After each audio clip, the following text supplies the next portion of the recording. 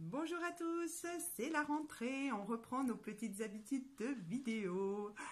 Alors, on n'était pas en vacances, on a sillonné les routes du Var à votre rencontre. On a fait des rencontres extraordinaires, on a partagé des moments autour des pierres, autour du bien-être. Très très sympathique, j'avoue. On va essayer d'élargir notre périmètre l'année prochaine.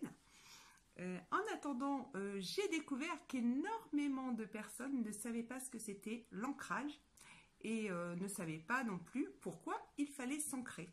Donc c'est le thème de notre vidéo d'aujourd'hui. Alors, être ancré, c'est quoi?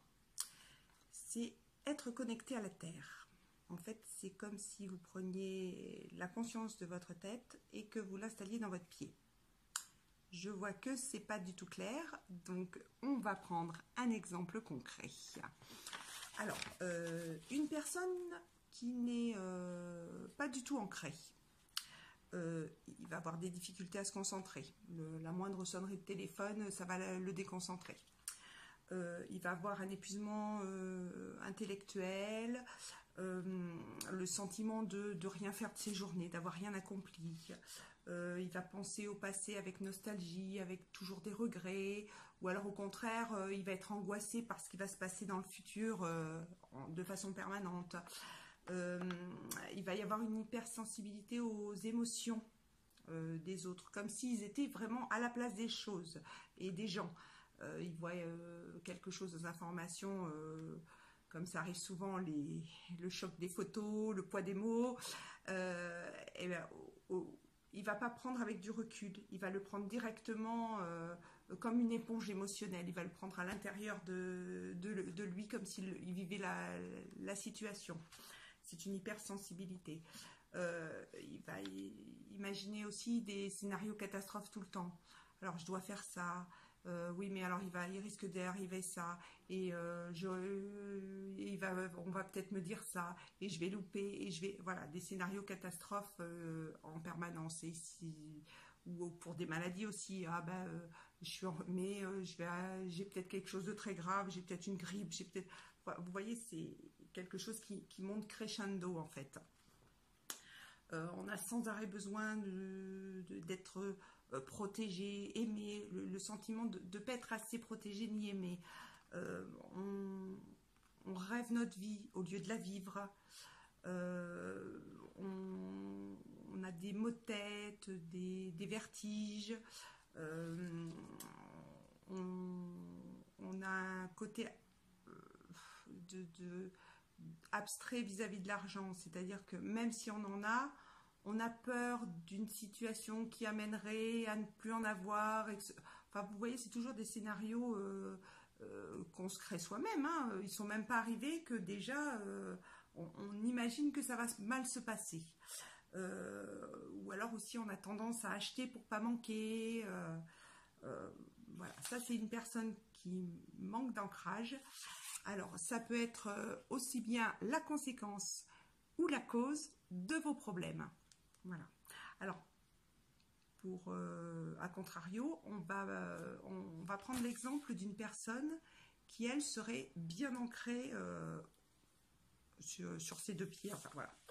Donc, c'est quelqu'un qui est actif, qui est maître de ses décisions, qui a l'aisance à faire des tâches, qui est à l'aise dans ses baskets, hein, en fait, hein, qui est bien dans son corps, qui a la volonté, la patience, qui n'a pas besoin de visualiser les choses pour les accomplir, qui se lève d'attaque, qui vit dans le présent.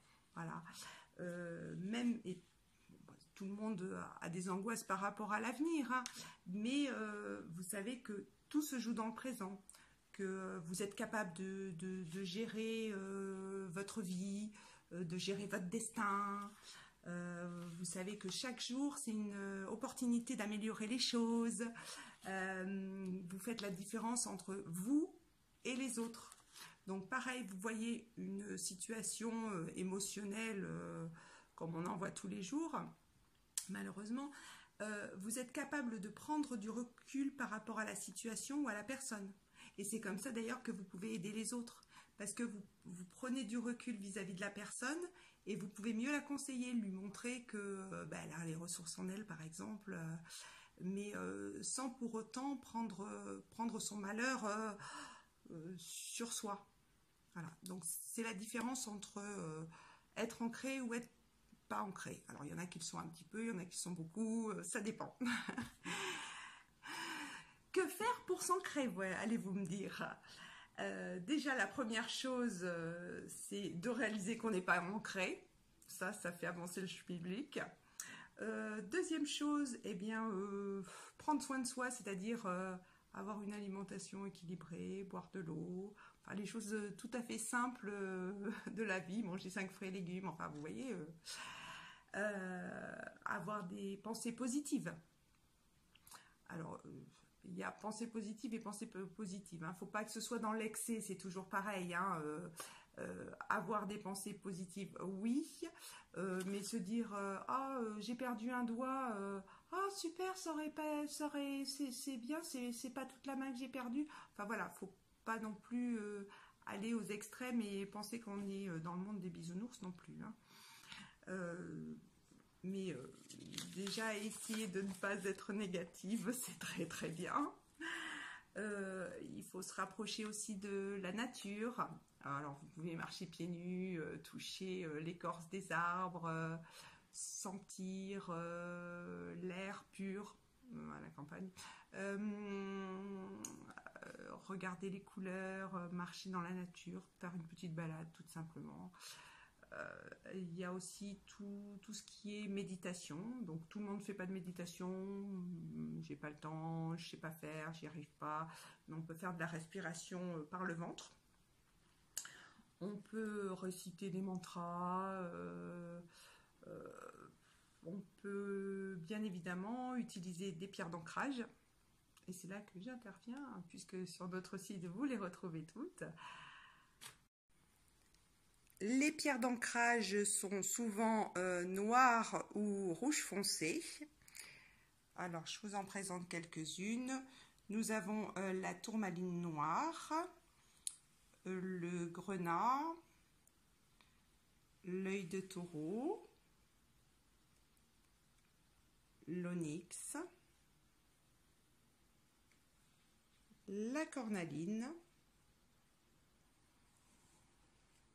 la labradorite, la jaspe rouge,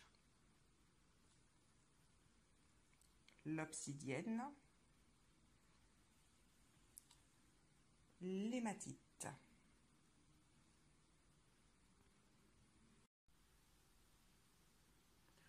Bien sûr, vous retrouvez toutes nos pierres sur notre site. Je vous remercie de nous avoir suivis. N'oubliez pas de mettre votre petit pouce, de partager cette vidéo au plus grand nombre. Je vous dis à bientôt. Notre concours reprendra à partir de septembre.